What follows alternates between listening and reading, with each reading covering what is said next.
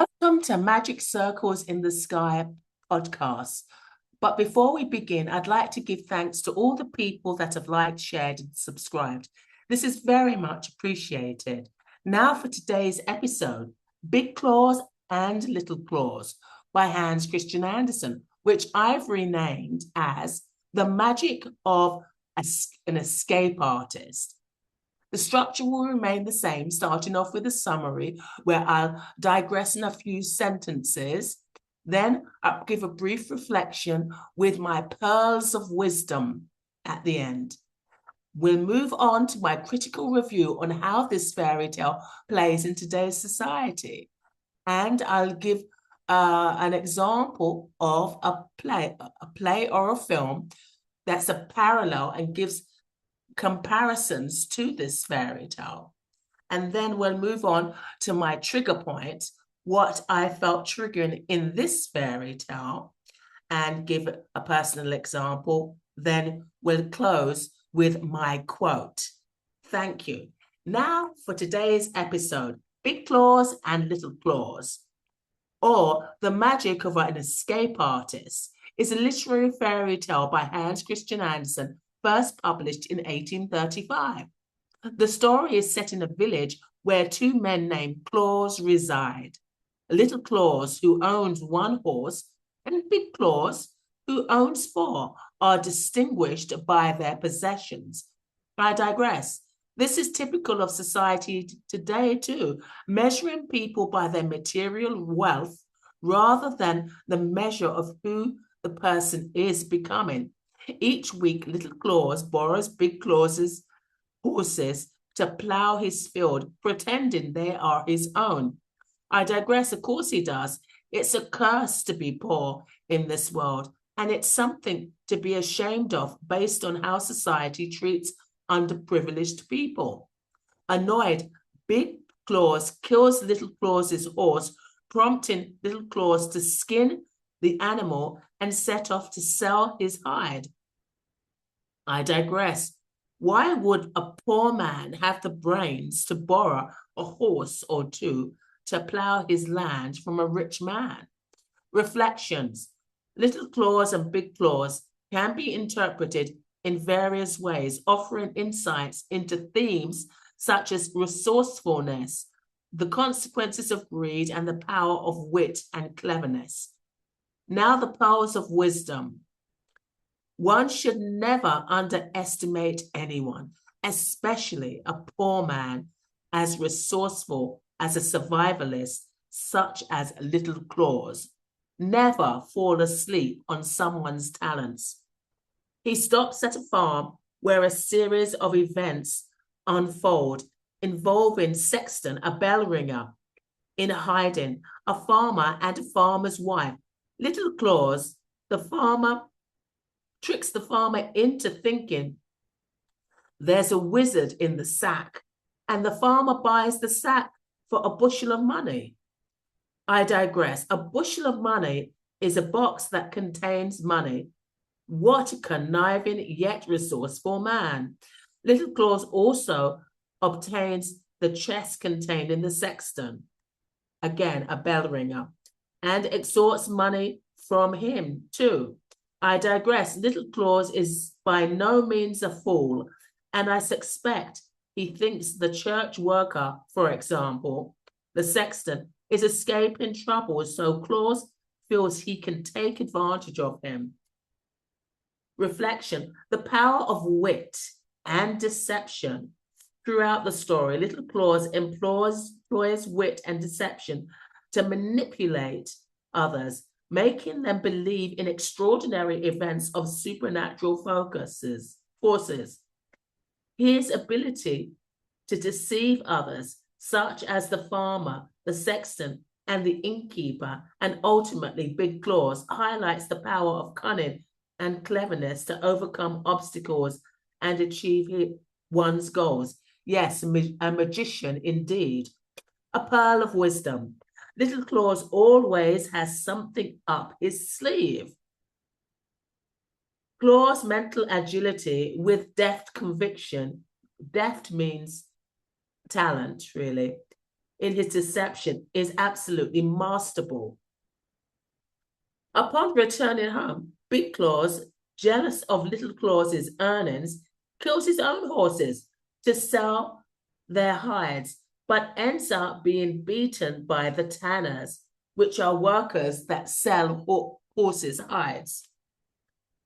Later, Little Claus' grandmother dies, and he places her body in his bed. I digress. Even though Little Claus has run into trouble, he still has love and respect for his grandmother. Big Claus, thinking the corpse is Little Claus, strikes it with an axe. I digress. The behavior is a bit harsh, don't you think? And extreme. Little Claus then takes his grandmother to an inn where the innkeeper hides her corpse. I digress. Sometimes out of the kindness of your heart to help someone, you end up getting into trouble. When accused of murder, the innkeeper offers Little Claus another bushel of money for his silence. I digress. This is where the innkeeper gets his hands dirty, makes himself vulnerable, so he feels he has to pay Little Claus for his own silence.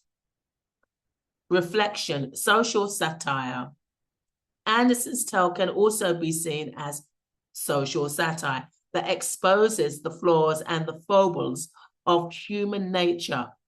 The characters in the story display various vices such as greed, envy, and deceit, which also highlights the gullibility of people who fall for Little Claus's tricks.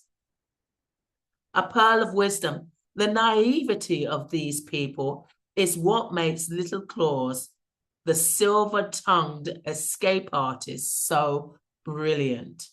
After learning that Little Claus is still alive, Big Claus tries to drown him. I digress. This is rich, coming from a privileged man who is so insecure.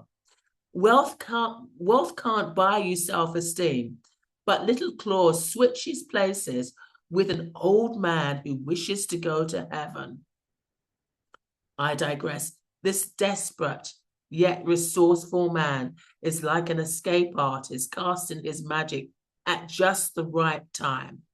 Big Claus then encounters Little Claus and is deceived into thinking that there's a mermaid at the bottom of the river who provides cattle.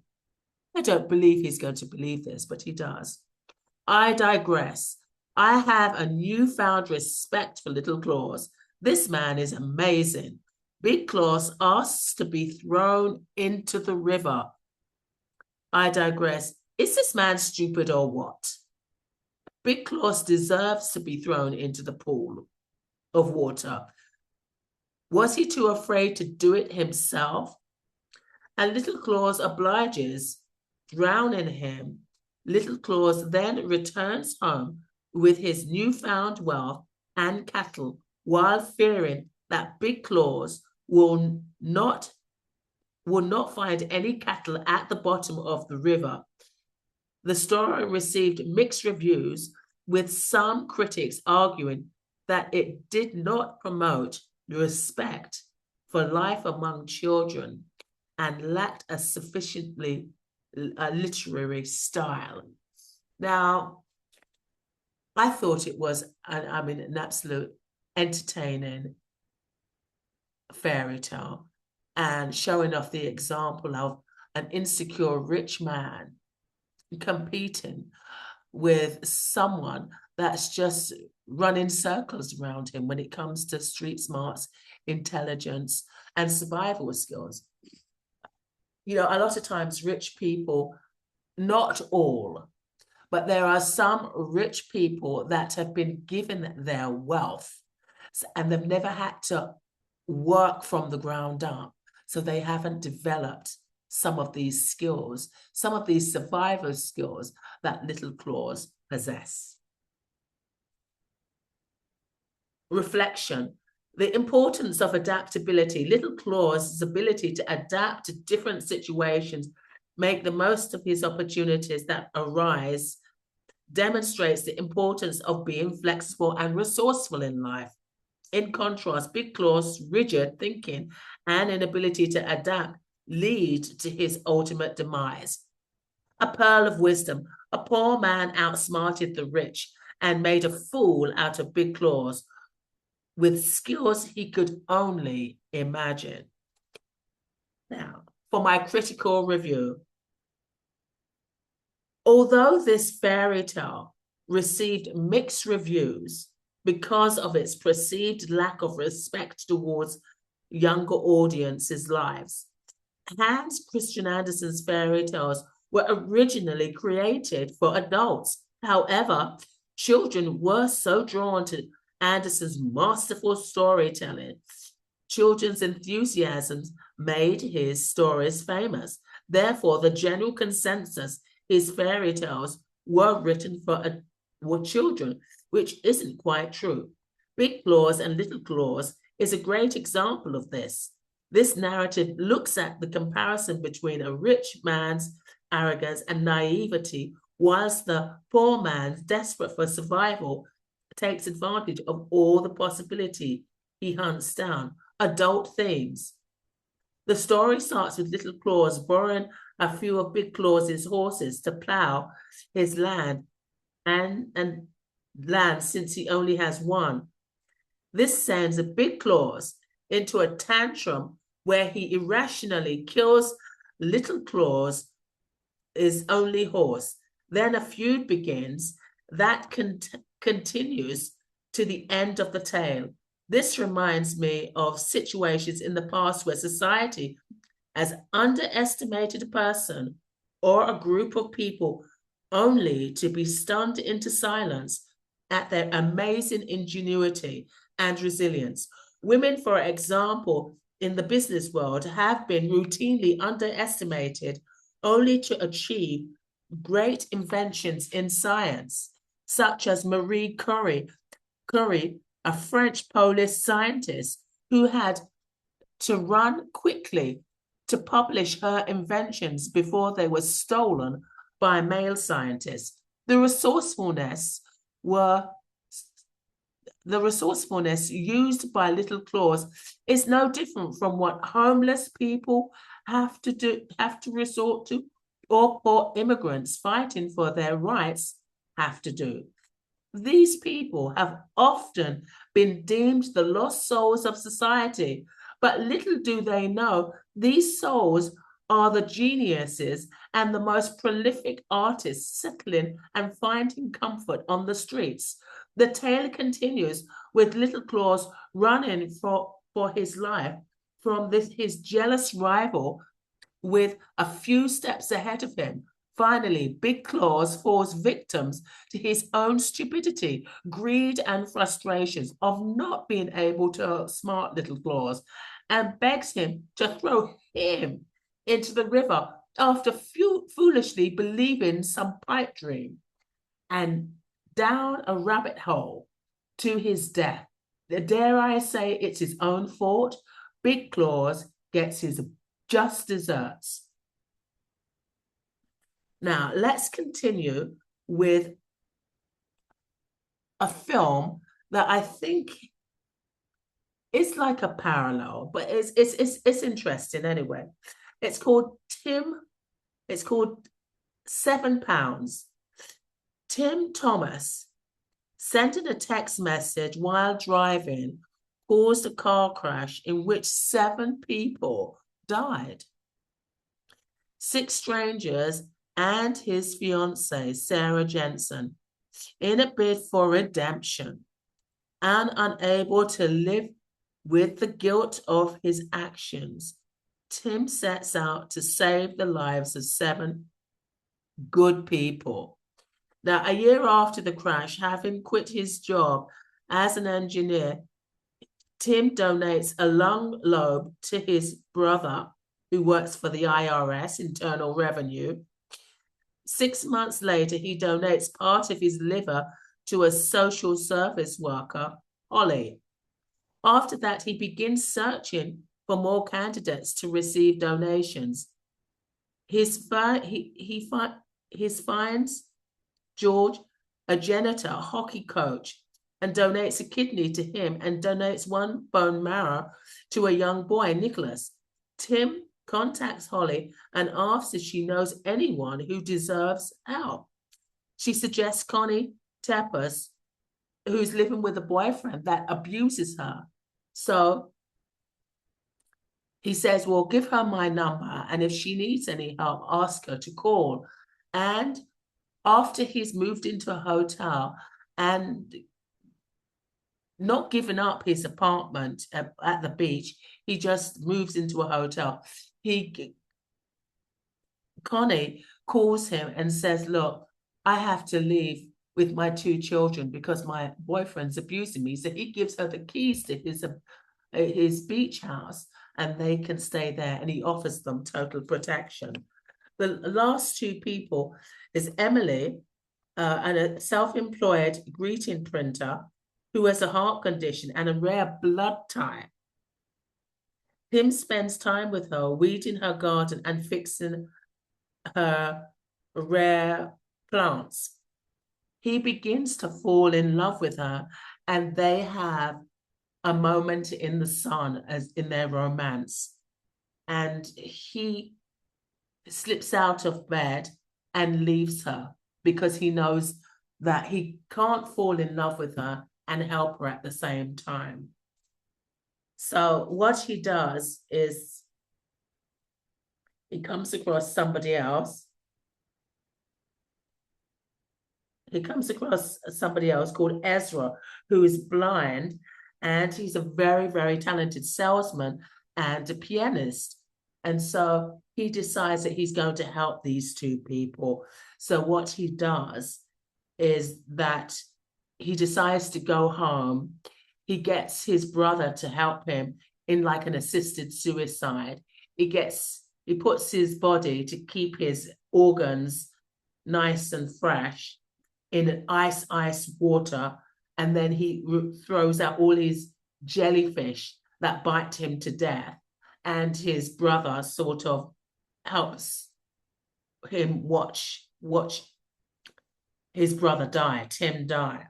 And so in the end, Ezra gets his eyes and can play the piano as he always did, but maybe even better. And Emily gets well. And so later on, Emily and Ezra meet, they get together, and they start to have feelings for each other. So this film, I think, is interesting. This is about finding redemption. Although the protagonist took several lives in a car crash and is consumed with guilt, he tries to escape the guilt by compensating and saving many people's lives. Whereas little Claus tries to escape the raging jealousy of an insecure, privileged brat, Big Claus, to save his life. One takes responsibility for what they did, and the other isn't really given the option due to the irrational mind of Big Claus. So I thought this was an interesting comparison. And now we're going to finish off with the trigger points. Well, there's only one trigger point, and for me, the trigger point is the competitiveness, the irrational competitiveness of this very rich person, Big Claus. He's very rich, and he's so insecure and so competitive, and there's a jealousy there. So I'd like to use my life experience with dealing with people like this. And I have one to share with you. It's a leader from a church that I attend, who's very, well, she thinks it's a secret, but it isn't. She's secretly competitive with me, but it isn't a secret. She had breast cancer, and so did I. And she had a lot of people praying for her, over 3,000 people praying for her. And her situation of breast cancer, that was in 2020, was quite, it's more serious than mine, to be quite honest, because she had metastasis. And that means, you know, the cancer cells were just spreading quadruple over her body. And so it was very serious. I prayed for her and I sent her lots of good energy too. And anyway, she healed and she's been absolutely fine. She looked fantastic after she healed. And then what happened in 2021, I came down with breast cancer. And somebody that was sort of working with me from the church recommended that I speak to this person, this leader. Now, I didn't particularly want to speak to her. I don't know why. I just felt that she would not be appropriate for me. I don't know why. I just felt it. You know, when you feel your intuition, it just says, nah, no. But anyway, I did it because this person had arranged for us to meet. So I met with her and our connection wasn't good at all. It really wasn't. She asked me how I was and how I was doing, but she was very, I'm going to tell you this, tell you that, tell you this, tell you that. You know, it was very, listen to me. I know, I'm telling you, telling you, telling you. She wasn't about really encouraging me at all. When I came home, I felt really disappointed. And it's like Spirit, Holy Spirit was like, yeah, you felt disappointed because she wasn't doing really her job. And then on top of that, she asked me what hospital I was going to have the operation at because they had to remove a small tumor. And I said, Hospital Del Mar. And her response was, oh, that's a wonderful hospital to have babies in. But as if to say, well, it's not a good place to have a serious operation, but it's a wonderful place to have babies. And right there, you could see the competition was on. And so I just felt very disappointed in a connection. Anyway, around the time I had to have the operation, her best friend, who she kept on pushing, she said, oh, you should speak to this person. She'd be so great for counseling. She knows exactly what to say to you. And so I had asked the church, out of a moment of desperation, to maybe see if I could have someone come with me to the hospital. I just felt I needed just a little leg up because I had nobody supporting me and on my side. And so they sent none other than the person who I did not want to be there, Rosemary. And so she was there. And it was just not good. At first, she prayed for me before I went in and had the operation. But then afterwards, it was really a disaster. She came back and I was getting dressed and I was squeezing my breast into my bra to get ready to go home. And she said, was it malignant? So I said, yes, that's why they had to remove the tumor. And then I heard her mumble and say, well, thank God I don't have to deal with what you have to deal with. And at first I thought she just mumbled it under her breath and she didn't know she was audible. But then afterwards, she continued talking about how, you know, this, her good friend who gave me some advice. I wouldn't say it was advice. She just talked to me. And she continued talking about how her situation was and how she went through a terrible time.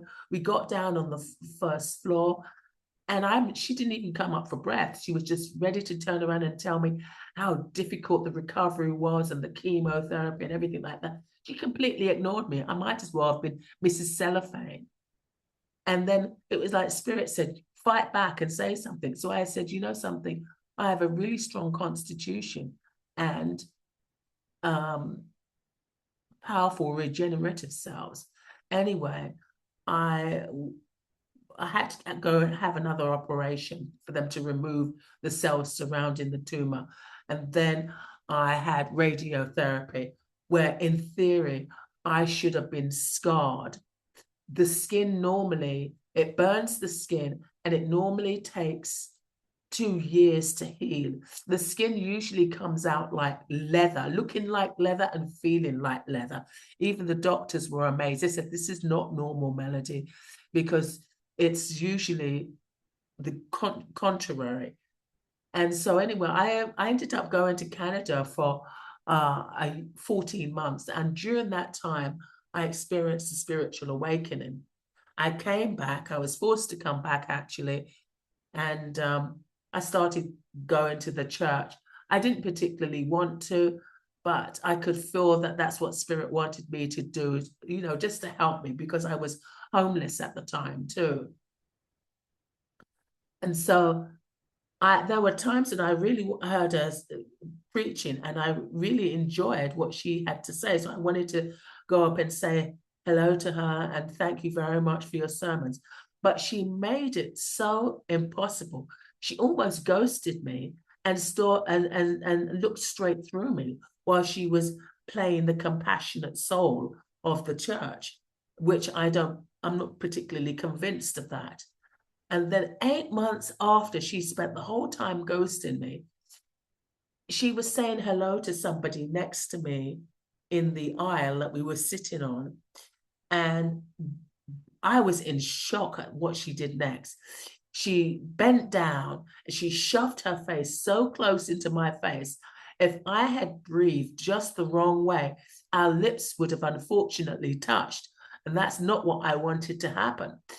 And so I said, she goes, are you okay? So I said, I'm fine.